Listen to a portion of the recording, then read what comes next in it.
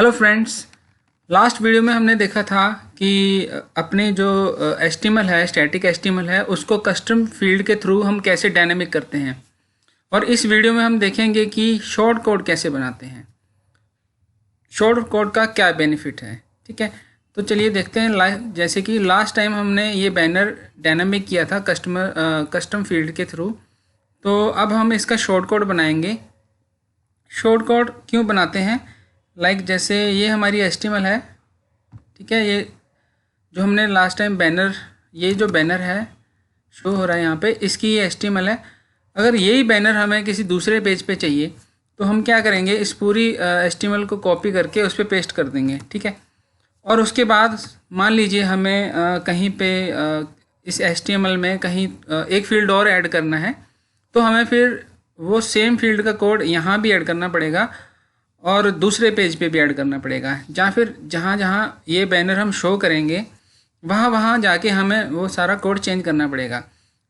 तो short code हम इसलिए बनाते हैं कि हम शॉर्ट कोड बना के, उस एचटीएमएल का शॉर्ट कोड बना के जस्ट शॉर्ट कोड को हम कॉल कर लेते हैं।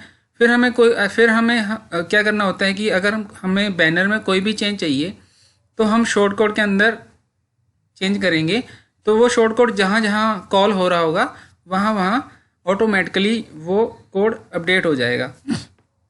तो चलिए देखते हैं शॉर्ट कोड कैसे बनाते हैं हम। शॉर्ट कोड बनाने के लिए हमें फंक्शन फाइल का यूज़ करना पड़ता है। हमारी फंक्शन फाइल है चाइल्ड थीम के अंदर फंक्शन फाइल। यहाँ पे मैं अभी आपको सिंपल शॉर्ट कोड बना के दिखाता हूँ। ठीक है, शॉर्ट कोड क्या होता है? काइंड ऑफ एक फंक्शन होता है। मैं यहाँ पे फंक्शन लिख लेता हूँ। तो अभी हमें क्या करना है, बैनर का शॉर्ट कोड बनाना है। तो मैं ये लिख देता हूँ यहाँ पे बैनर HTML। ठीक है, ये फंक्शन है हमारा, नॉर्मल फंक्शन जो है। इसके अंदर मैं एक वेरिएबल लूँगा, HTML नाम से मैंने एक वेरिएबल ले लिया, उसको मैंने यहाँ पे ब्लैंक वैल्यू दे दी है। ठीक है, और ये जो हमने वेरिएबल लिया है इसको हम यहाँ पे रिटर्न कर देते हैं, रिटर्न HTML। ठीक है, अब मैं क्या करूँगा कि ये जो हमने ब्लैंक वेरिएबल लिया है इसके अंदर वैल्यू को कंकैटिनेट करूँगा। जैसे कि यहाँ पे मैंने डॉट लगाया इक्वल टू, और यहाँ पे मैं कुछ भी वैल्यू डाल देता हूँ। डाल देता हूँ कि होम बैनर। यहाँ पे मैं इसको होम बैनर ले लेता हूँ, वो ज़्यादा बेटर रहेगा। होम बैनर, और यहाँ पे मैं होम बैनर ही लिख देता हूँ एक बार, होम बैनर। ठीक है, तो ये हमारा एक फंक्शन बन गया है। इस फंक्शन को फिर हम वर्डप्रेस का जो एक प्री डिफाइंड फंक्शन होता है ऐड शॉर्ट कोड, और इसमें 2 पैरामीटर पास होते हैं। जो फर्स्ट पैरामीटर है वो है जो कि हमने कॉल करना है। तो हम लिखेंगे यहाँ पे होम बैनर कोड, और सेकंड पैरामीटर होगा हमारा जो हमारा फंक्शन का नेम है, होम बैनर। ठीक है, तो ये हमारा शॉर्ट कोड रेडी हो चुका है। अब हम इस शॉर्ट कोड को कॉल करेंगे इस आर्गुमेंट से। तो कॉल कहाँ करना है हमने, जहाँ पे हमारा बैनर, हमने यहाँ पे ये बैनर बनाया था, इसी के ऊपर मैं एक बार आपको कॉल करके दिखा देता हूँ। PHP स्टार्ट करता हूँ मैं और PHP क्लोज करता हूँ। यहाँ पे जब हम कॉल करते हैं तो लिखते हैं डू शॉर्ट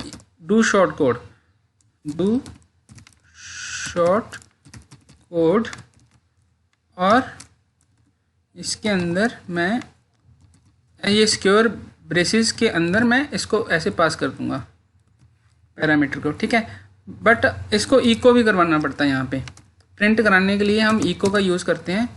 ठीक है, ये मैंने कर दिया। अब हम जैसे ही पेज को रिफ्रेश करेंगे तो आप देखोगे यहाँ पे होम बैनर आ गया है। ठीक है, होम बैनर आ गया। तो इस शॉर्ट कोड को अब क्या होगा कि इस शॉर्ट कोड को हम जहाँ जहाँ भी यूज़ करेंगे वहाँ पे होम बैनर आ जाएगा, और फिर हम इस फंक्शन फाइल में जाके यहाँ पे होम बैनर की जगह लिख देंगे, कुछ भी अपडेट करेंगे, लाइक जैसे मैं अभी एक सेकंड लाइन में लिख देता हूँ, कोड लिख देता हूँ, कोड। तो अब क्या आ जाएगा यहाँ पे, होम बैनर कोड। ठीक है, तो ऐसे करके हम वैल्यू को कनकैटिनेट कर सकते हैं इसमें।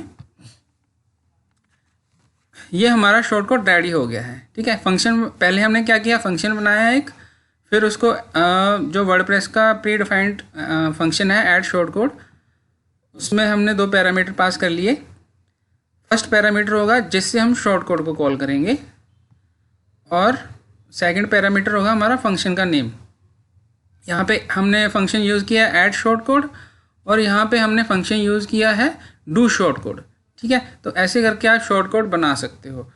अब हमने क्या करना है, जो ये HTML है हमारी, इसको हमने शॉर्टकट के थ्रू प्रिंट कराना है। ठीक है, तो मैं इसको यहाँ से कट कर लूँगा। ओके, और इसको मैं फंक्शन फाइल में यहाँ पेस्ट कर दूँगा। यहाँ पे कर देता हूँ, यहाँ पे मैंने पेस्ट कर दिया। ठीक है, तो जैसे ही फंक्शन फाइल में हम अपनी HTML को पेस्ट करते हैं तो काफ़ी सारे चेंजेस करने पड़ते हैं हमें। वो चेंजेस क्या है, मैं इसको अभी यहाँ से कट कर देता हूँ, और इसको मैं ऐसे ही रखूँगा जस्ट आपको दिखाने के लिए। ठीक है, तो क्या चेंजेस करने पड़ते हैं कि अब देखिए हमारा ना यहाँ पे फंक्शन फाइल में PHP यहाँ पे स्टार्ट हो रहा है और यहाँ पे क्लोज़ हो रहा है। तो इसलिए हमें इसके बीच में जो ये हमने PHP स्टार्ट किया हुआ है और ये PHP क्लोज़ किया है, इसको हमें लिखने की ज़रूरत नहीं है। तो हम क्या करेंगे, इसको यहाँ से रिप्लेस कर देंगे। मैं Ctrl+H से इसको रिप्लेस कर देता हूँ ब्लैंक स्पेस के साथ। यहाँ पे बड़े ध्यान से हमें थोड़ी सी चेंजेस करने पड़ते हैं, नहीं तो फिर एरर आ जाता है।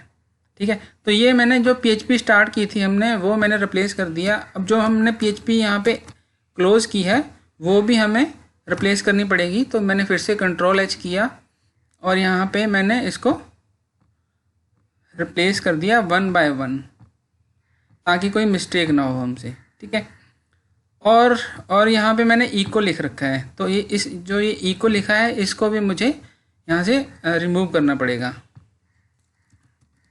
इको मैंने यही लिखा हुआ है ना, Ctrl+H किया मैंने, और इको को भी मैंने यहाँ से रिप्लेस कर दिया, यहाँ डिलीट कर दिया। ठीक है, अब हमारा यहाँ पे HTML पार्ट रह गया है और PHP कोड रह गया है।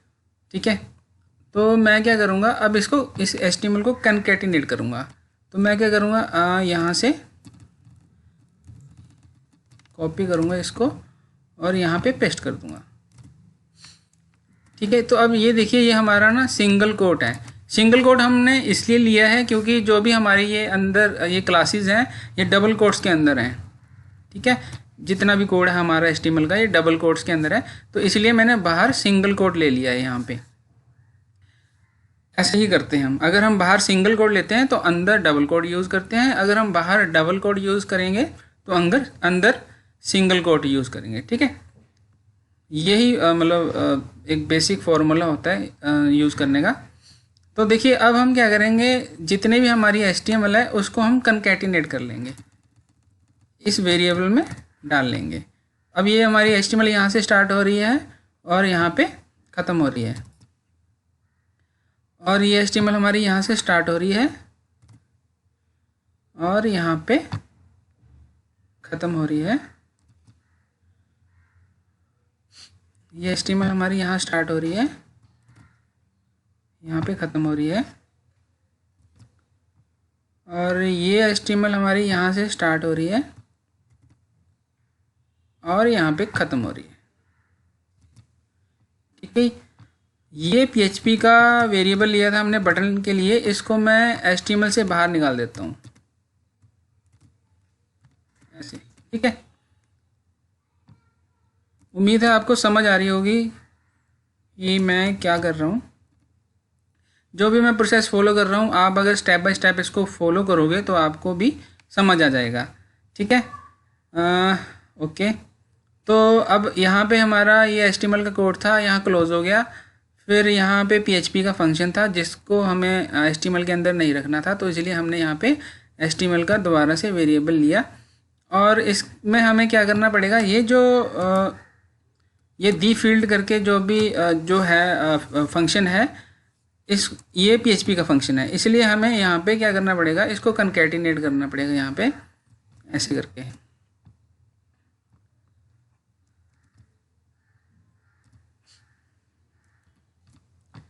और यहाँ पे भी हमें ऐसे ही करना पड़ेगा। ये इसमें क्या होता है कि पहले मैं जैसे यहाँ पे हमारा सिंगल कोट स्टार्ट हुआ, फिर इसके बाद मैं जहाँ पे मुझे क्लोज करना है वहाँ सिंगल कोट लिखूँगा और डॉट से फंक्शन को कंकैटिनेट कर दूँगा। ठीक है, डॉट मैं इधर कर देता हूँ थोड़ा सा, और यहाँ पे मैं इसको हटा देता हूँ ऐसे करके। यहाँ पे भी मैं ऐसे ही करूँगा। यहाँ पे हमारा जो ये एंकर टैग है, इसमें भी हमें ऐसे ही करना पड़ेगा। प्लीज़ आप मुझे फॉलो कीजिए जैसे मैं कर रहा हूँ, आप देखते रहिए। यहाँ पे मैं लिखूँगा डॉट, यहाँ पे लिखूँगा मैं सिंगल कॉलन, फिर यहाँ पे मैं लिखूँगा कॉलन और फिर डॉट, और फिर यहाँ पे मैं इसके बाद जहाँ पे भी डबल कोट्स आएंगे मैं वहीं चेंज कर रहा हूँ, डॉट कॉलन, फिर डबल कोट्स मुझे यहाँ पे डायनेमिक वेरिएबल है हमारा, यहाँ पे मैं लिखूँगा कॉलन और डॉट, एंड फिर यहाँ पे लिखूँगा मैं डॉट और कॉलन। ठीक है, बेसिकली क्या है कि ये जो हमारा PHP का जो भी डायनेमिक फंक्शन है या वेरिएबल है, वैल्यू आ रही है जिसमें डायनेमिक, उसको मैंने डॉट से कंकैटिनेट कर लिया। HTML अलग हो गई हमारी और वेरिएबल हमारे अलग हो गए हैं। अब देखिए, अब एक एरर आएगा छोटा सा, जैसे मैं रिफ़्रेश करता हूँ ना पेज को, तो ये देखिए जो हमारी HTML यहाँ आनी थी ना, जो हमारा कंटेंट यहाँ पे शो होना था वो यहाँ पे शो हो रहा है। ठीक है, तो अभी के लिए मैं इसको हटा देता हूँ, ये हमें चाहिए नहीं है, ये हमारी HTML का पार्ट नहीं था। ठीक है, तो यहाँ पे जहाँ पे भी दी फील्ड लिखा है ना, वहाँ पे आप गेट फील्ड कर दीजिए, get filled and get filled. अब मैं पेज को रिफ़्रेश करता हूँ, तो देखिए हमारी HTML बिल्कुल जैसे पहले थी वैसी आ गई है।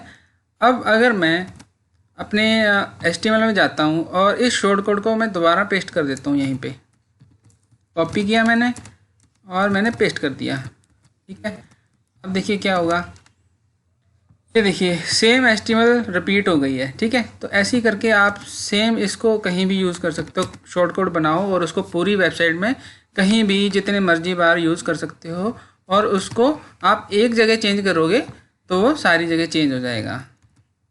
जैसे अबाउट अस है, अबाउट अस के ये वैल्यू आ रही है अबाउट अस की, मैं यहाँ पे लिख देता हूँ कुछ भी लिख देता हूँ फ़िलहाल। तो देखिए वो सेम वैल्यू यहाँ भी आ गई है और सेम वैल्यू यहाँ भी आ गई है। तो ये शॉर्ट कोड का फ़ायदा होता है कि आप एक बार शॉर्ट कोड बना लो और उसको फिर मल्टी टाइम यूज़ कर लो, और फिर आप उसको सिर्फ सिंगल प्लेस पे ही चेंज कर सकते हो और सारी पूरी वेबसाइट में चेंजेस हो जाएंगे। उम्मीद करता हूँ कि आपको वीडियो पसंद आई होगी और काफ़ी कुछ सीखने को मिला होगा। आपको एक बार इसकी प्रैक्टिस करनी पड़ेगी, उसमें काफ़ी इश्यूज आएंगे, एरर्स आएंगे, लेकिन फिर धीरे धीरे जैसे आप उन एरर्स को सॉल्व कर लोगे तो पता चल जाएगा आपको कि शॉर्ट कोड कैसे यूज़ करते हैं, या फिर किसी भी सेक्शन को या किसी भी HTML पार्ट को अगर आपने डायनामिक बनाना है तो वो कैसे बना सकते हो शॉर्ट कोड के through. Thank you so much. काफ़ी कुछ अगर आपको कुछ भी थोड़ा सा भी अगर इसमें कुछ सीखने को मिला है तो मेरे चैनल को सब्सक्राइब कीजिए, लाइक कीजिए, शेयर कीजिए। Thank you so much. मिलते हैं नेक्स्ट वीडियो में।